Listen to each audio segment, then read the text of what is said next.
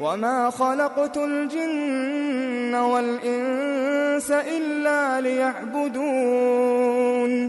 Question d'une sœur. Salam alaikum wa rahmatullahi wa barakatuh. Barakallahu fikum à vous, cher, ainsi qu'aux admins. Converti depuis 1 an et demi, je vais avec mon enfant de 2 ans visiter ma famille mécréante pour une semaine car ils vivent loin.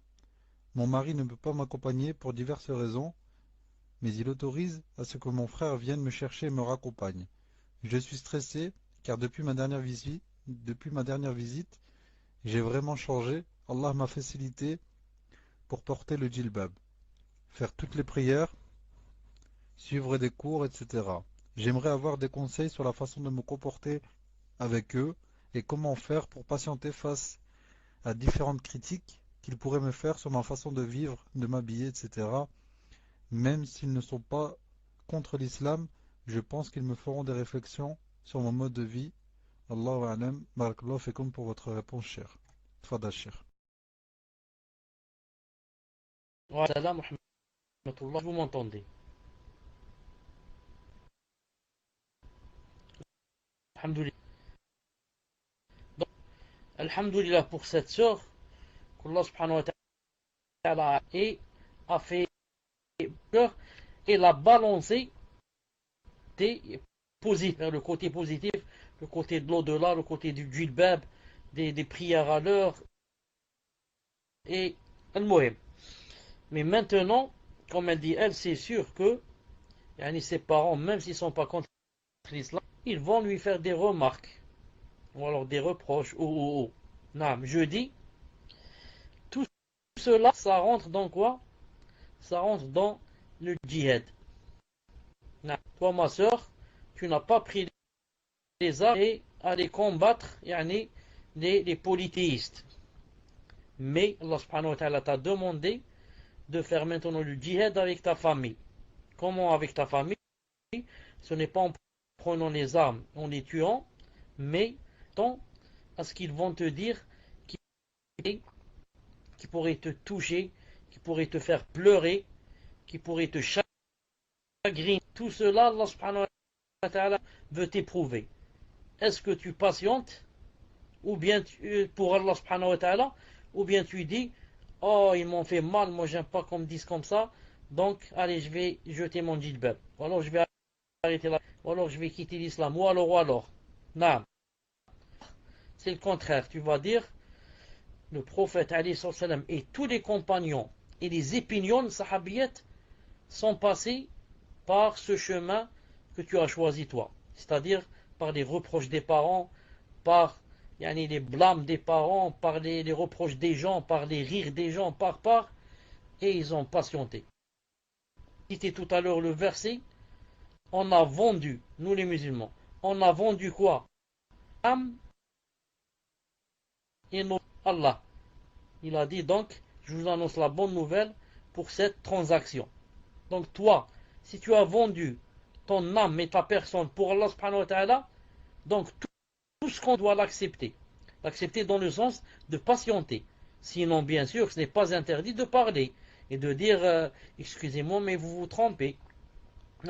Vous dites moi aussi, je pensais comme ça. Mais je demande à Allah Ta'ala qu'il vous guide, je demande au Seigneur le puissant qu'il vous guide et que vous compreniez. Un jour que vous comprendrez. De toute façon, je ne vous demande pas de rentrer dans cette chose de force. Ni parler, c'est vous qui critiquez. Donc au moins,